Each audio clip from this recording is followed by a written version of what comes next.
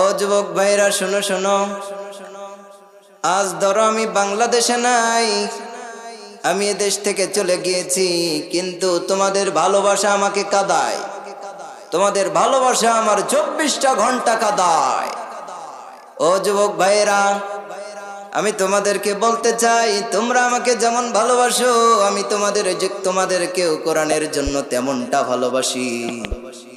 অবশ্যই আমি আজহারী সাহেবের সুরে এই কথাগুলো বলার কারণ হইল এইটা, আজহারী সাহেবের এই কণ্ঠটা আজও অনেক যুবকের অন্তরের খোরাক, এটা আজও অনেক যুবকের অন্তরের খোরাক হয়ে দাঁড়িয়েছে।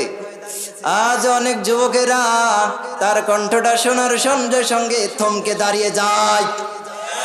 ও যুবক ভাইয়েরা, এই জন্য আলেমদেরকে ভালোবাসতে হবে, শুধু আজহারী নয়, শুধু আমির হামজা নয়, শুধু হাফিজুর রহমান সিদ্দিকী নয়, আর বিশেষ করে আমি আপনাদেরকে জানাতে চাই, শুধু সুর শুনে আনন্দ নিলে হবে না, এই আলেমরা যেই পথে চলে এই পথে